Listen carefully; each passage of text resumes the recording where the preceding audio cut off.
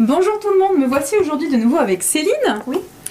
Tu as un institut de formation pour des accompagnantes en parentalité, tu les formes. Ouais. Et donc aujourd'hui on va parler de l'emmaillotage, de son intérêt et en fin de vidéo on vous montrera une petite vidéo justement où Céline emmaillote son super poupon. Voilà. Alors, dis-nous tout. Une technique où on va pouvoir faire ressentir au bébé les sensations in utero. Donc ça va être effectivement tout de suite très apaisant, très agréable. D'ailleurs, beaucoup de bébés s'endorment dans l'emmaillotage. Oui. D'accord. Voilà, ce qu'il faut retenir, c'est que on est vraiment sur un emmaillotage respectueux du bébé. Donc, pour moi, un emmaillotage respectueux du bébé, ça va être à partir du moment où le bébé va pouvoir se désemmailloter tout seul. Donc, on va utiliser un lange pour envelopper notre bébé. Donc, ça, on le verra dans la petite pratique juste après. Et voilà, le but, c'est pas de trop serrer comme on peut voir sur pas mal de photos de communication où les bébés sont tout mignons, ils dorment. Voilà, le bébé ne doit pas être contraint en fait dans une position. Il va falloir qu'il puisse se défaire tranquillement.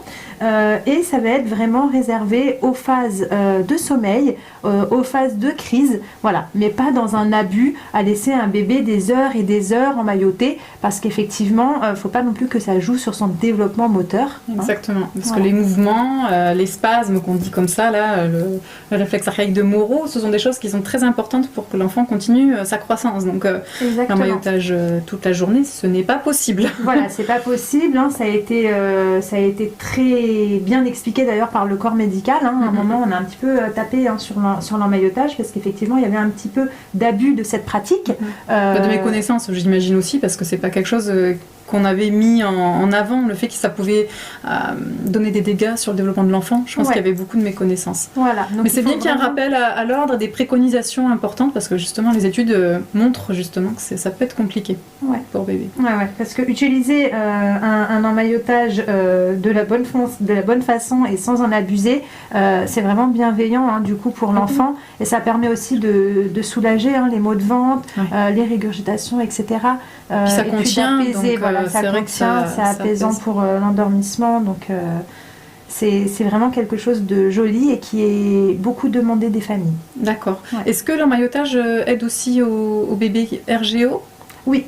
D'accord. Ouais, l'emmaillotage doit être particulier ou c'est un emmaillotage classique qui aide particulièrement à maintenir... C'est un emmaillotage classique justement où on ne va pas contraindre le bébé. D'accord, mais la contenance aide à diminuer le RGO, c'est ça ? Oui, tout à fait. D'accord, c'est très intéressant. Jusqu'à quel âge on peut faire de l'emmaillotage sur un bébé ? Alors, c'est 3 mois maximum, donc on peut vraiment utiliser cet emmaillotage dès la naissance. C'est une très belle transition d'ailleurs entre le ventre de la maman et le monde. Et puis jusqu'à 3 mois maximum. Ok. C'est pas vraiment pour les petits. D'accord. Ouais. Mais c'est important de le préciser. Oui, très bien. Vrai. Ouais. Bon alors tout de suite, on va vous mettre la vidéo de Céline en train d'emmailloter. Alors, donc pour l'emmaillotage, on va utiliser un lange. Donc c'est un lange en toile. Une très belle matière justement en coton pour pouvoir bien laisser bébé au sec en cas de transpiration. Donc je fais en fait un triangle avec, donc je l'ai plié en deux. Si le bébé est un petit peu plus grand ou que le lange est plus petit, on va pouvoir le faire de cette manière pour pouvoir idéaliser la taille. Voilà. Ensuite, je vais positionner donc mon bébé, donc ici mon poupon accompagnant, et puis je vais toujours ramener les mains de manière physiologique un petit peu vers la poitrine, vers le visage du bébé. Je vais prendre un côté du lange pour envelopper mon bébé, pas besoin de serrer, voilà. Ensuite, je vais prendre l'extrémité en bas que je vais ramener, et là donc le poupon ne le fait pas trop bien, mais le bébé souvent se met en position du petit Bouddha, ce qu'on appelle, il va plier ses jambes.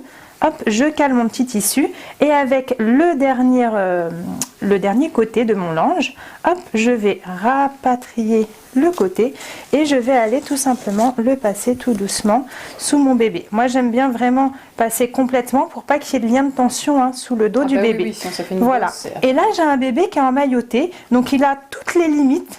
Il a toutes les limites comme quand il était dans le corps bas de sa maman, mais en cas où il veut se désemmailloter, il suffit bouger un tout petit peu les bras et il a la possibilité de se désemmailloter. Il n'est pas contraint à être bloqué complètement.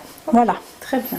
Merci à tous de nous avoir écoutés et regardés. Merci à toi Céline. Merci. Merci Julie. On vous dit à bientôt. Au revoir. À bientôt.